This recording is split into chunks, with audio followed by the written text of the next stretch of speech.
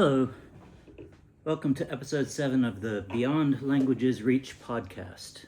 In this podcast, I attempt to combine my interests in music and writing.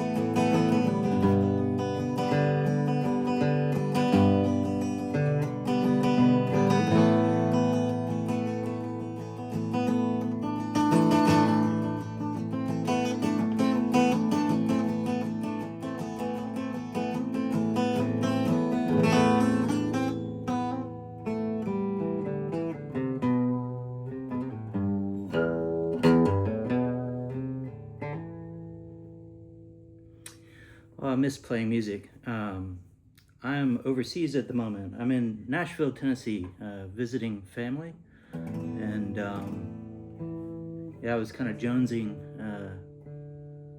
to play some music because I didn't bring any of my instruments with me.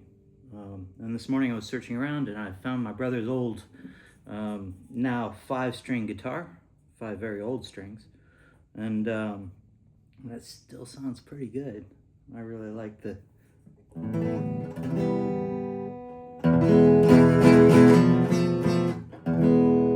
can get inside that. So I'm in a bit of a sentimental mood this morning. I think the music I saw last night put me there. Went down and saw, finally got to go and visit Rudy's Jazz Room downtown. First time I had been there, and great place. And took my brother and my mom there to celebrate their birthdays. My mom turned 82 yesterday, so we went there for dinner and a show. And the show was Hot Club of Jazztown, or Hot Club Jazz Session, something like that. But it had total coincidence, I knew one of the guys, and I had met another one apparently many years ago. The guitar player, Xander Wyatt, and I used to play a bit of music together back in the day with the Transcendental Crayon Ensemble. I had no idea he was playing there. Last I heard, he was still out on the road with a big country star. But anyway, he's incredible, one of the best guitar players I've ever seen. And Derek Pell on violin, and Chris Walters on piano, and Brooke Sutton on bass. And just really phenomenal quartet, beautiful music, and I think it put me in a bit of a romantic mood, maybe. I thought I might read. I've lost it. I did have a piece lined up. I'll find it. Thought I might read something. This is something I wrote a very long time ago. I've posted it on my blog, but it's from 2012. Don't know if I can find it. That's not it. I know where it is. Sorry.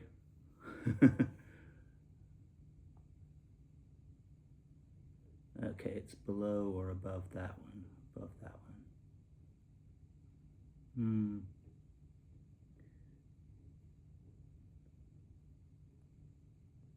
There it is. So October 17th, 2012. And sorry in advance. I have limited utilities here, so I'm not really going to be able to sound edit this very much, and I don't really know how I'm going to detach the audio from the video, which I like to do so that there's an audio version of this podcast as well. But anyway,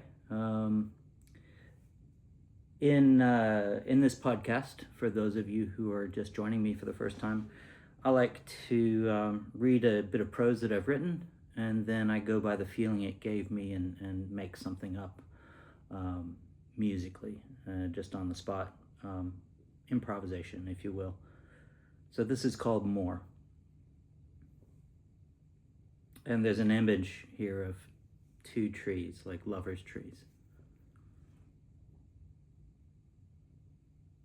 I love you more. She opened her eyes. No, you don't. I love you more. Nope, he smiled. I carved your name into the hilt of my dagger, remember? So I love you more. Ah, she purred. But I gave you that dagger last circle day. See? I love you more. They were lying on their sides, facing one another. He drew back an inch or two and squinted. Mischief and triumph twinkled in her eyes as she traced a pair of fingers from the base of his neck downward until they were resting in the small of his back. He shook his head, and the movement caused the cot on which they lay to squeak. Nope, I love you more, because it was with that very blade that I saved you from that rabid saberbeak up on Stone Knuckle Crag. So, ha! Not ha, she snorted. Who was it who cooked you a very spicy saberbeak stew that night, And sat by the fire eating it with you, too, even though I don't even like hot food. There's your proof. I love you more. His hand glided past her hip to the back of her thigh. Meeting little resistance, he pulled gently until her knee was pressed against his. Hey, I sometimes cook things the way you like them, too, he murmured. You try, she smirked. He raised an eyebrow. That I do. See? I strive to impress you, despite great hardship and adversity, because I love you mostest. She laughed. That's not even a word. If we're going to play without rules, then I love you infinity. But no sooner had the last syllable left her tongue than she frowned and angled her eyes toward the pillow. For a while they lay together in silence, as if an invisible shroud had fallen across their naked bodies, extinguishing playfulness with a sudden melancholy. Infinity was exactly what they had. The curse had made sure of that. The lovers had watched the decades glide by as first their parents, then siblings, and then children, grandchildren, great-grandchildren, one by one had fallen to old age. Now it was just the two of them, forever together but forever alone in their house in the mountains. He stroked her hair. Hey, he whispered softly. You win. You love me more. The twinkle danced back into her eyes. Yes, I do, she whispered, and drew his lips to hers.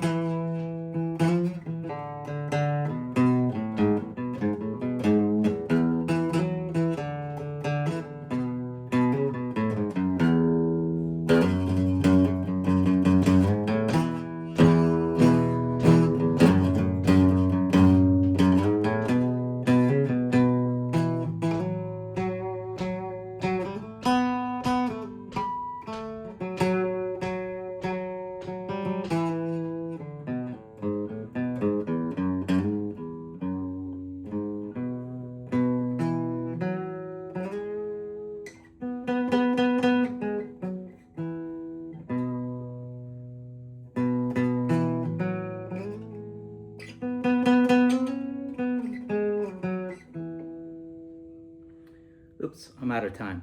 Thank you for joining me. This has been Beyond Languages Reach, podcast episode 7. Bye bye.